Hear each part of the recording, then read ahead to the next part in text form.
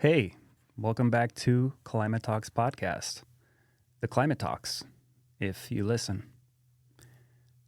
Here we are coming to you once again from the Digital Humanities Center in the basement of Love Library at SDSU. There are raging wildfires in our region up in Los Angeles, if you've not heard. So let's discuss this first. Because the fires in LA, and there are a handful of smaller fires down here in San Diego County, are certainly a result of climate change. They're absolutely caused by climate changing. So this part of the world that we're in Southern California, actually has a Mediterranean climate. And I'll bet you can guess where that name comes from. We'll get into it, where those other climates are located, but obviously it's named after the Mediterranean. And in the Mediterranean climate, the weather is typically rainy and it'll cool off in the winter, i.e. right now. But it has not rained in Southern California pretty much all winter long when it should be raining. We got a few sprinkles in May, maybe like a drizzle, like less than half an inch of rain in maybe November, but that's it. So it's the middle of winter, it's January. We're not getting the normal precipitation that we would expect at this part of the world in this time of year. And that lack of precipitation is a big part of the reason why those fires in LA and Palisades and Altadena have spread, because the land is desiccated. We're also experiencing these Santa Ana winds. So if you're not from here, you've never been here, never heard of that, the Santa Ana winds are basically just dry winds coming against that normal west to east prevailing direction of the wind. So typically over all of North America, off of the Pacific Ocean, you get winds moving eastward from the west to the east. Now, Santa Ana winds are different. They originate in the dry interior of North America, so that Four Corners, Utah, Nevada, Arizona region, and they actually blow against that. They blow to the southeast.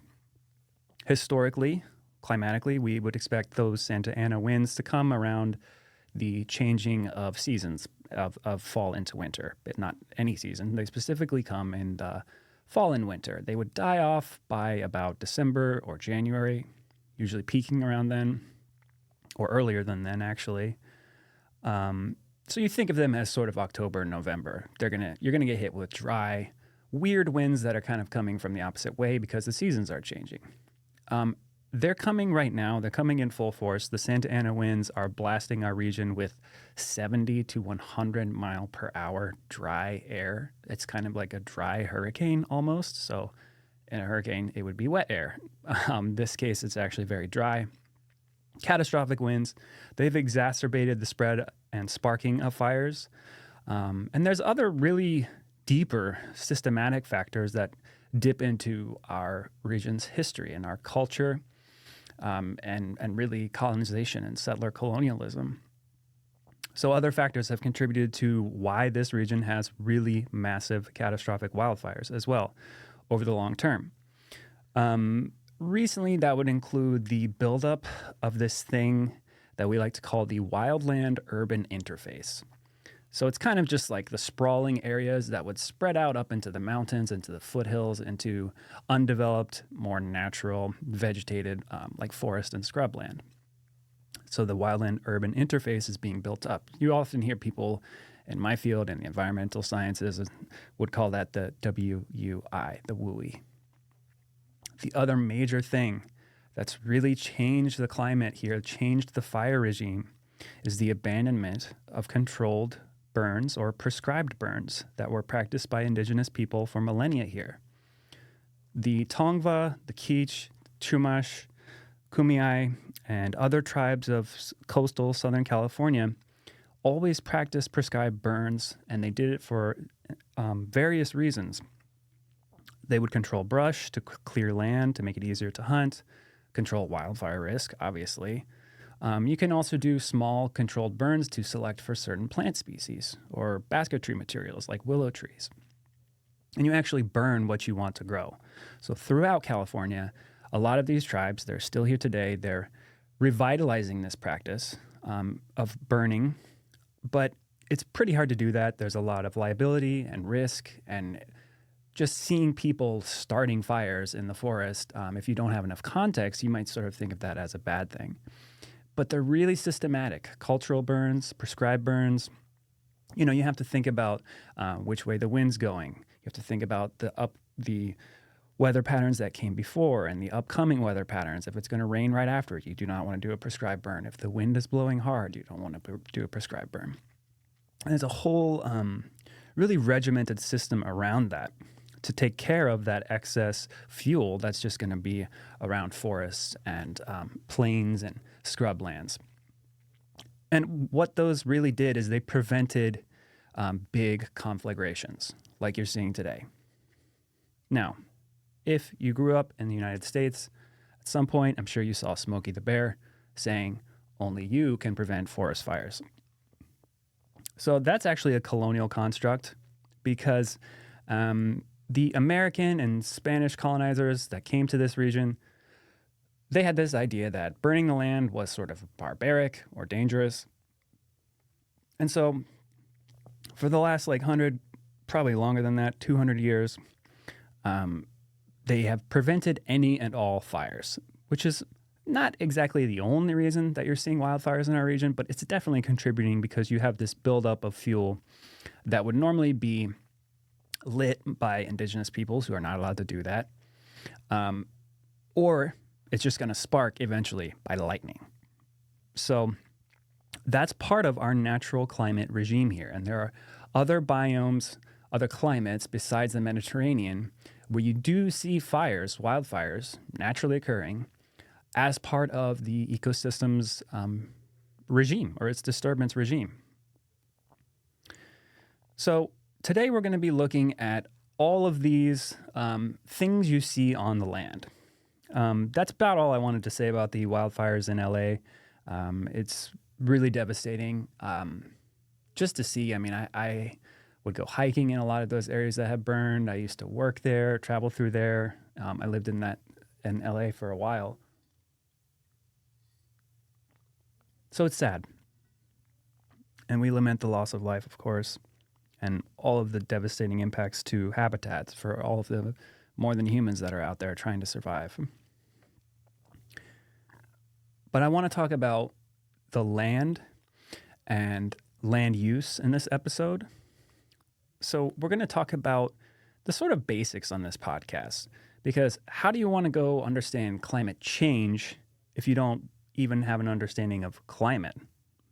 You need a basic primer. So it's kind of a 101. We're going to give you the primer on climate so we can then go and discuss climate changing, because you can't really understand how something is changing if you don't know its stasis.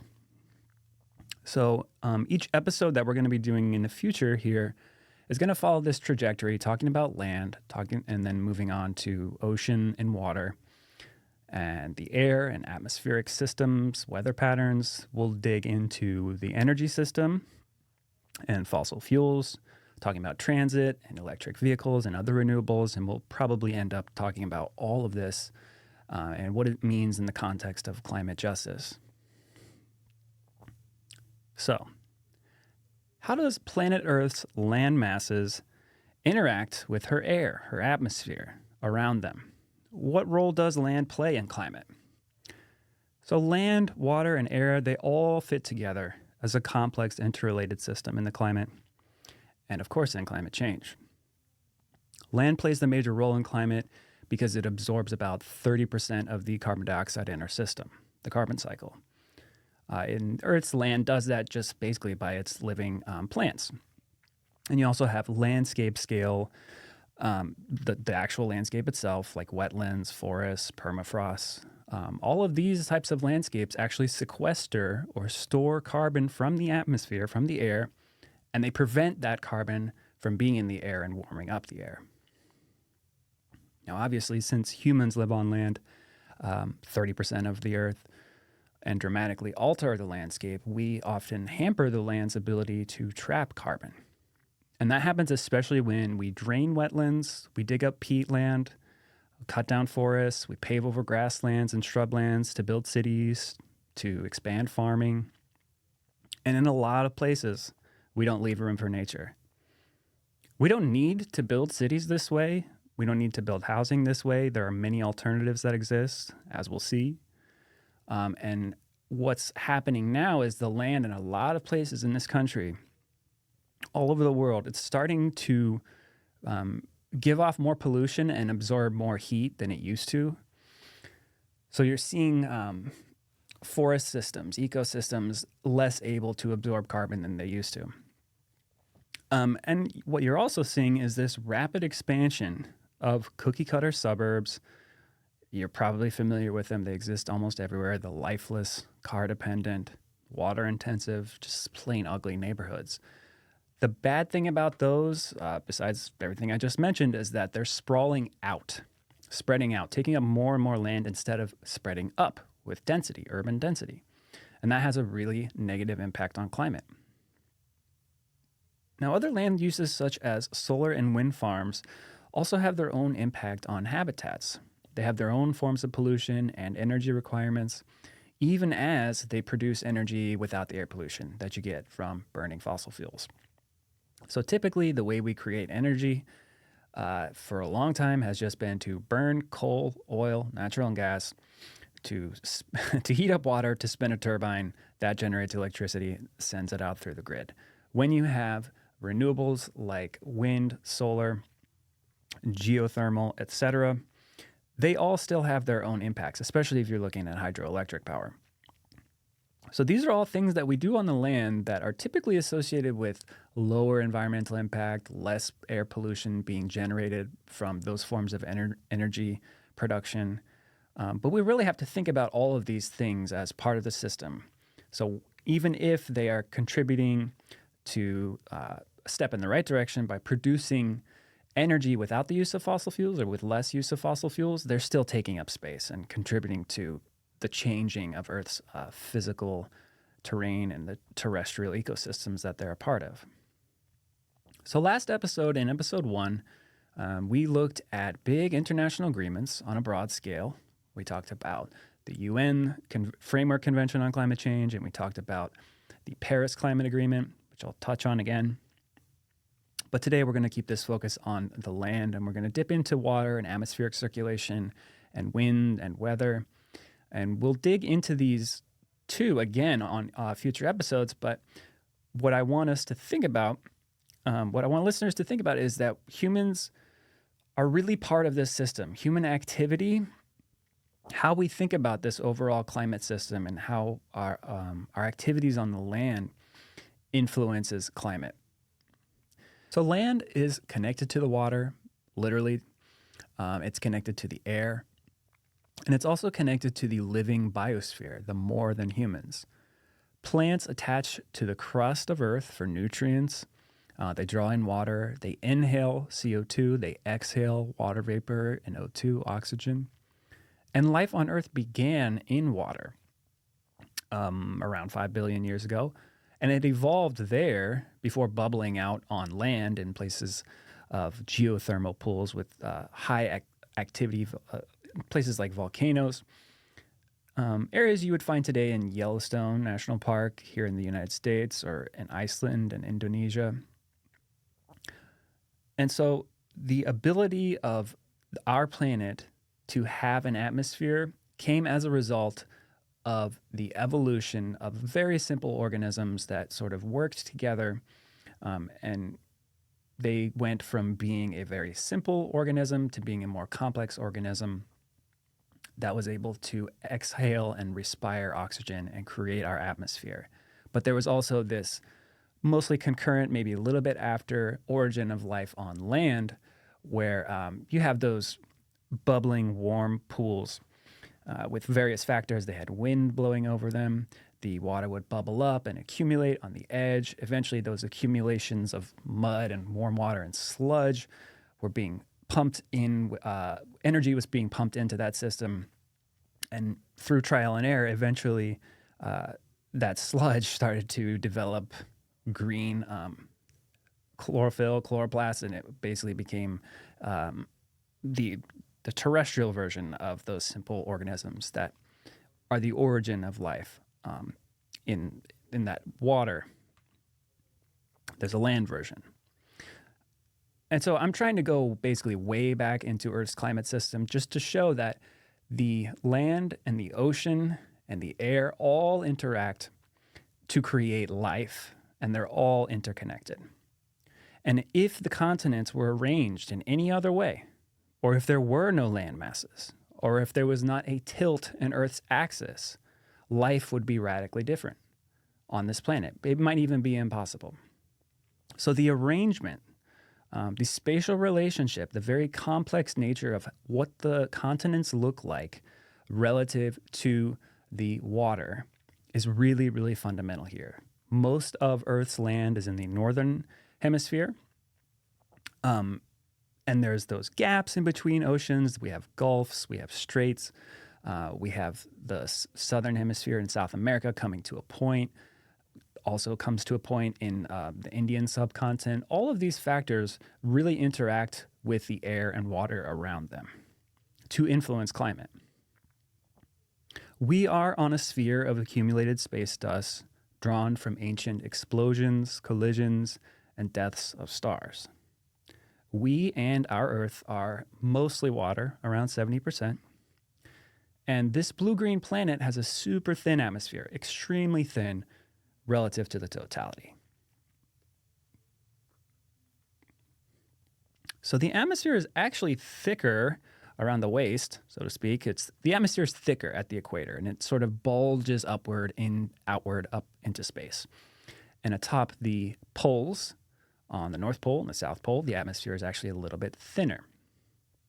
So like a lot of things in geography, there's an unevenness. You'll hear that word a lot in our field. So this unevenness in the atmosphere will have influence on the climate, especially with respect to the air's ability to trap and store heat in that spot in the surface of the land there. So due to the thin atmosphere up at the poles, at the North Poles, those areas are really cold. They're getting less solar radiation, less heat, less light, less energy, and they have high atmospheric pressure. And then down around the equator, the equatorial zone, that is hot. It has low atmospheric pressure. It has the conditions for high energy because it's constantly getting solar energy, solar radiation being pumped into the system, has low pressure, and those are the conditions for a lot of storms moving through. So that's basically what we would call differential heating. And you also have in between, sort of mid-range between that middle belt of the Earth at the 0 latitude, which is the equator, the sort of horizontal bands if you're looking at a globe. We have that middle range that's not in the middle. It's not up at the top of the poles. But that area includes a lot. That includes that's a lot of where humans live. So you also have the tropics and the subtropics, which are a little bit further north of there. And just like the equator, those land masses are getting pretty much year-round direct rays of the sun. Doesn't really matter if it's winter in the northern hemisphere, like it is now, when North America is tilted further away from the sun, because that middle latitude is closer. It's literally closer to the sun, and it's getting more direct sun rays. Now, there would also be the summer in the northern hemisphere when our northern hemisphere, like North America, Northern Europe, North Asia, that is tilted towards the sun. Earth's axis during the northern hemisphere summer, it's going to be tilted closer to the sun. It's going to be hotter, and the days will be longer as well. But those lands that I want to talk about now, those are in that sort of middle range between the 0 at the equator, where it's always hot, and that all the way up to the 10, 20, and the 30 degrees latitude north and south. Those places are pretty much always going to be hot, unless you go up in elevation, and I'll get to that in a second. So the equatorial zones, the lower latitudes we would talk about, those are closer to the sun. They experience more solar radiation. So what are we talking about in specific? There, I'm talking about the hot rainforests and the tropics that you're probably, you're thinking of places like Singapore, the Amazon rainforest, most of India, the Caribbean.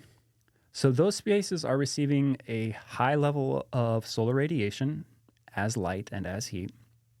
And it constantly, for the most part, they have low atmospheric pressure, which makes clouds and rainfall pretty constant too. If you have a low atmospheric pressure, that's associated with an unstable atmosphere, really. Like you'll hear like a tropical depression.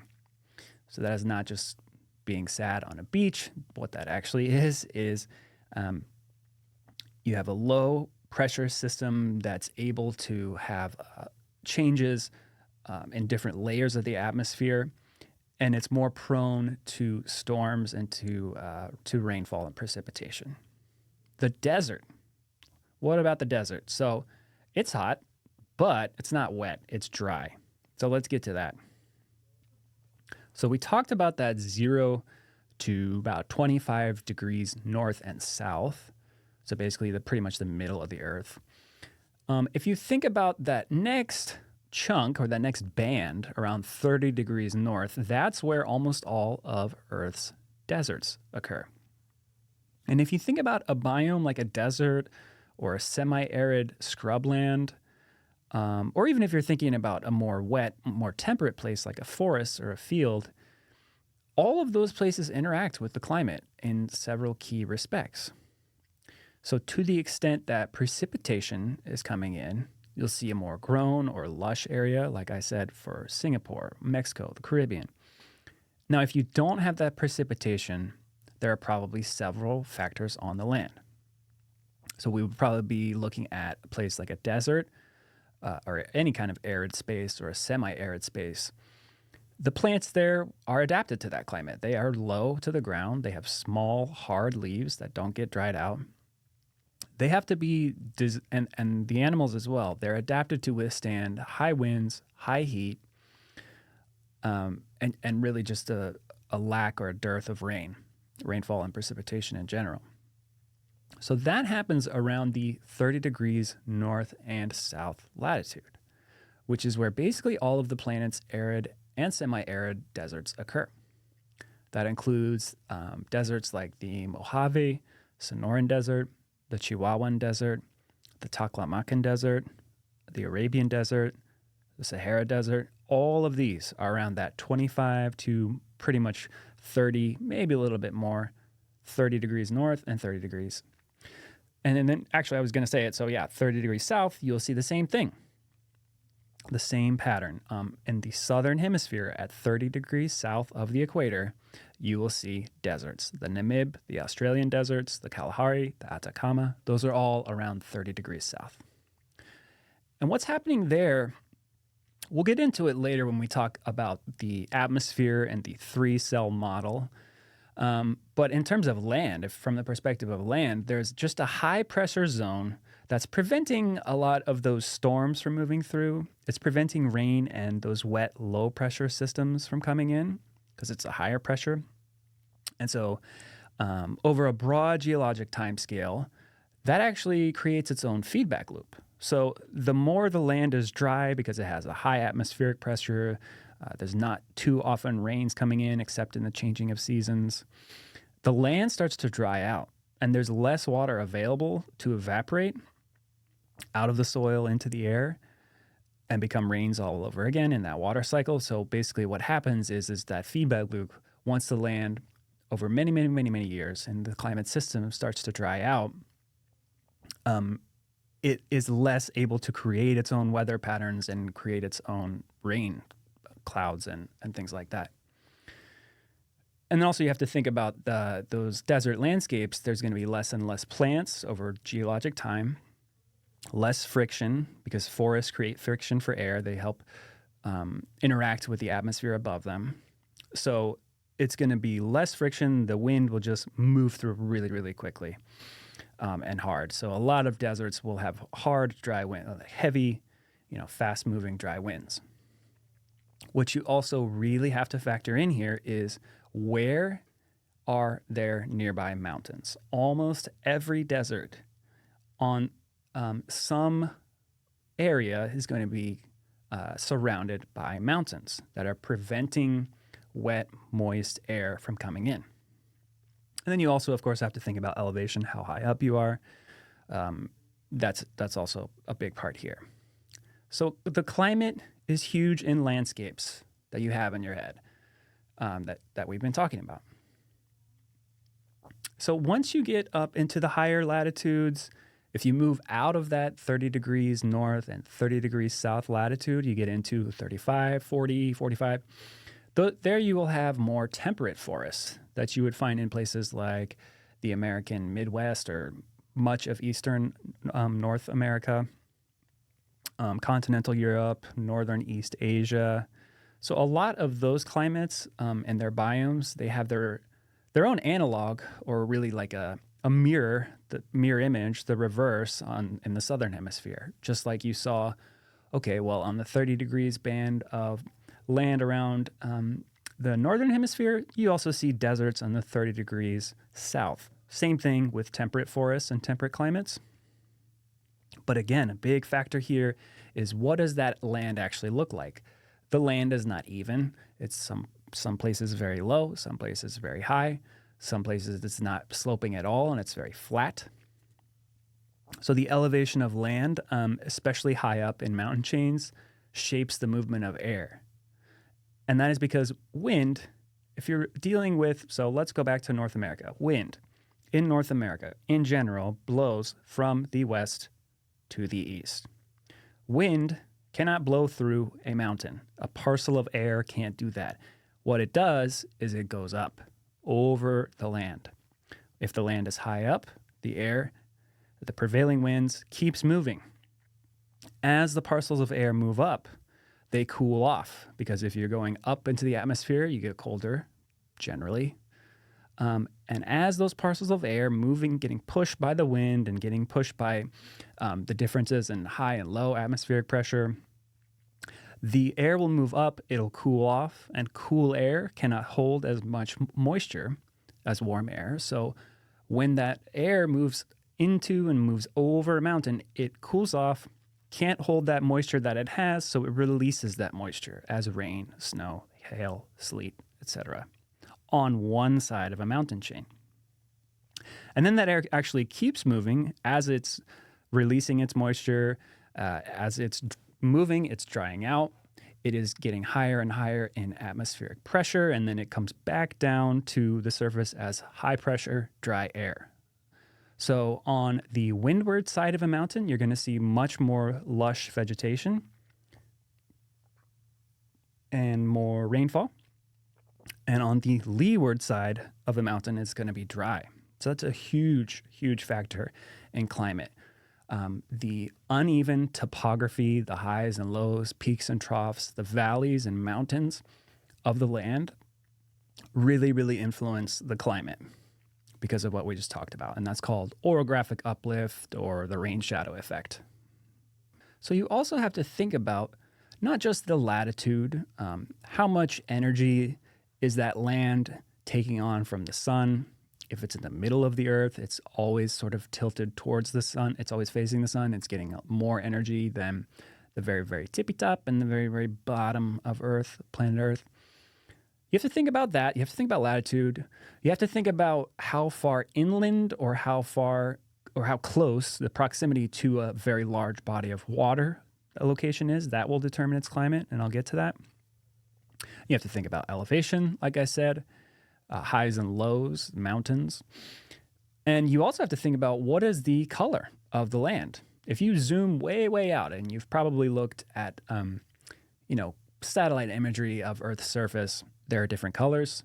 The grays, those will usually be cities. The greens will be forests. You will also see white. What is that? That's usually ice caps, maybe glaciers. Earth still has a lot of surface covered in that. So the role that has in climate is that is basically what we would call albedo. And so the albedo is basically just the measure of how much energy is being reflected off of a light-colored surface back out into space. And so ice caps and glaciers, they really reflect a lot of energy back out. And then what that does is it's almost like an AC unit. So they act as giant ice and snow sources of air conditioning. And now dark areas of vegetation like thick forest, verdant green, they will absorb a lot of solar radiation and they use that to grow. And they absorb radiation in the day and they actually radiate it back out at night into the surrounding areas, which keeps their climate warm. And so what is the color? What is the makeup? What is the vegetation? That also, that aspect of land will have a huge impact in climate as well. Okay, so dark areas of vegetation, here I'm talking about like dark greens, rainforests. So they are absorbing a lot of solar radiation in the day. They radiate it back out into the surrounding environment at night, and they're keeping that climate warm, and they're probably keeping it moist. So to go back to deserts, to dry lands, they will actually get pretty, they'll be full of energy during the day from Earth's just relationship to the sun and getting all of that heat and light. Then in the winter, because there's not much moisture in the air above deserts, and deserts are dry, as soon as that light turns off, so to speak, and it becomes night, the air is so dry that it's not going to hold heat. So dry climates, they will actually cool off at night. This is a big thing about land. Land will heat up really quickly, and then once it's night or once the season has changed, and that it's literally darker, there's not the energy source, it'll just cool off right away. Water is very, very different. Oceans, big lakes, they are not like that. They heat up very, very, very slowly. They absorb energy from the sun and the atmosphere way slower, and they heat up at a sort of just super slow trajectory. And then when that source, whatever it is, whether it's the atmosphere or solar radiation, is gone, water and huge lakes, they will slowly cool off. So land, because of this thing I'm about to talk about called the principle of continentality, heats up quickly, cools down quickly. Water, for its part, heats up very slowly, absorbs a lot of energy, a lot of radiation, a lot of global warming is being absorbed by the oceans, which very slowly heat up and very slowly cool down. So they're different. So basically, what that means in terms of land and climate is that on a coastal location, such as San Diego, such as Los Angeles, such as New York City, you'll have a moderated climate. It's somewhat moderated compared to far inland locations. To put it another way, coastal cities, coastal locations next to oceans pretty much, but to some degree also next to lakes, large lakes, coastal locations experience less variation in their weather, less temperature variation. Because that water body next to them is absorbing so much energy, they're next to it, they feel that effect. Now, very far inland, interior locations, we're talking like the middle of the continent, maybe places like Winnipeg or places like Kansas. Those are continental locations, so they're experiencing continentality in the opposite way in that they'll have really, really cold winters, really, really warm summers. So they have a big variation in how warm and how cold they're able to get because they don't have a moderating effect from a large body of water near them. And that is called the principle of continentality. It's super important along with latitude, along with elevation. These are all the sort of basic building blocks of the land and how they interact with the climate. So think about that. When you want to understand what is a climate in any given place, you could pick a random spot on the globe. And if you understand latitude, if you understand elevation and you understand continentality, you could kind of just do a ballpark estimate of what is the climate of that given place. So it's a really powerful way of understanding land and its relationship to climate. And now you really have to factor in wind and atmospheric patterns and circulation. And as I said, the 3-cell model, all of those are dramatically changing because of climate change, but they're also part of this system. And we'll get to those next episode. So what we've been talking about here is orographic uplift, okay? The winds, as they move into a mountain chain, release their moisture on one side, keep moving and dry out. And on the other side, the leeward side, it will be dry. That's orographic uplift or the rain shadow effect. We've been talking about different atmospheric circulation patterns as it relates to land, as it relates to bodies of water and where they're located. That's continentality. And also, just in really broad terms, we have these things called, they're basically made up lines. They start at 0, go all the way up to 90 on the North Pole and 90 degrees south on the South Pole. Understand where those are because that really helps you encapsulate the relationship between the Earth and the Sun. Just in broad strokes, those low latitudes, the middle of the Earth gets a lot more heat and a lot more energy from the Sun because it's closer, and it's never tilted away like the tips and the mid latitudes are of Earth. Okay, so and then you also have to think about the ocean is absorbing massive amounts of solar radiation due to that high heat capacity of water. Like I said, water heats up really slowly and it cools down really slowly, but land heats up really quickly. And then once that heat source is off, it cools off quick. So that has really big implications for climate change. And then, as I said, think about how high up you are. Did you grow up in the mountains? Maybe you were up in high elevation. You definitely had some effect from that. And so you can also intuitively say that high places like the tops of mountains are colder because they'll usually have snow on them. Lower down in elevation will be warmer. And we'll get a little bit more into those different layers of the atmosphere because it's not just a simple, as you go up, it gets colder. It's a little bit more complex than that, and we'll get to that later. Now, to get back to the real world, this is all real, but to make it a little bit too real, unfortunately, this is all basic info, and we're coming to you the day after the orange-tanned man, Donald Trump, just took office yesterday, and he's really changing the tone. He's changing the policies. He's being more friendly to fossil fuels and sort of against renewables. So he took office yesterday. He removed the whitehouse.gov/climate website. There's nothing there anymore. And I actually took a look to see, well, does he have a climate policy? What does he say on his page?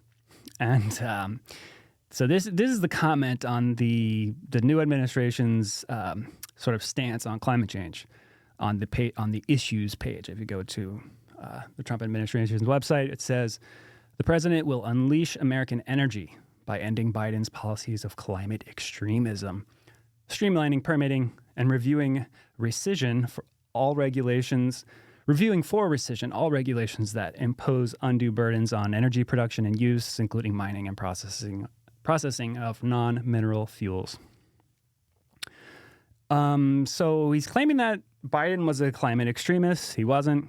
He's claiming that permitting for fossil fuels extraction is not streamlined, but it is. He's reviewing for rescission or for changing, basically amending, updating any regulations that are putting these undue burdens on energy production. So there's not really too many burdens on energy production. The U.S. Is and kind of always has been very vehemently in favor of getting any oil, getting any coal, getting any natural gas. And it is now, even as renewables are getting cheaper and cheaper per unit of energy. So that's alarming.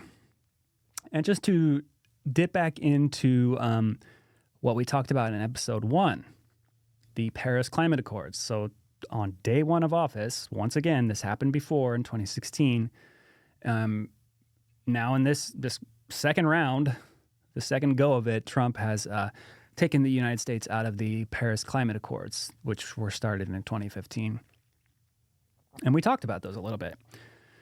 So he's limited construction of offshore wind power. He's also declared an energy emergency.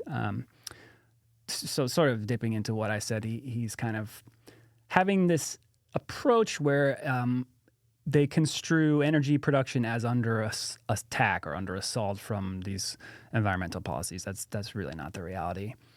But moving the United States off of the climate agreement is it's not it's not really setting the tone for a super aggressive stance on climate action.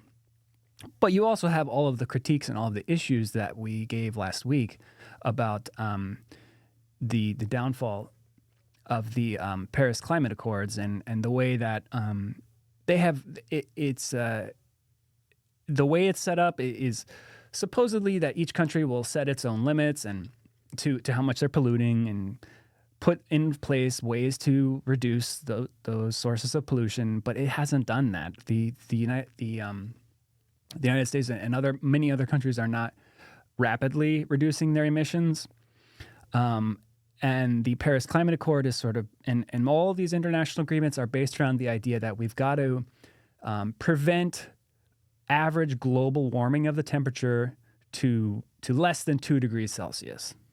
And we're already getting close to passing that. So the Paris Climate Agreement has issues. I don't think it's a great thing that the U.S. isn't in it, especially in combination with this aggressive pro-industry, pro-fossil fuels, pro-pollution, pro-stupidity, anti-intellectualism. These are all very concerning, and we're going to keep our eye out on these. But we're also going to keep our eye out and stay really alert in terms of what's happening on the other side of these sort of technological solutions, these green solutions that are being put out there. We'll constantly be talking about those because they're not really a magic bullet. Some of them are helpful in some ways, some of them are not, and we're going to get into the details of that in future episodes. So that's all for today. As always, if you have a question, an idea, a critique, a comment, whatever, if you want to get in touch with us here at the Climate Talks podcast team, you can email us at climatetalksquestion@gmail.com. And thanks for listening, and we will see you next time.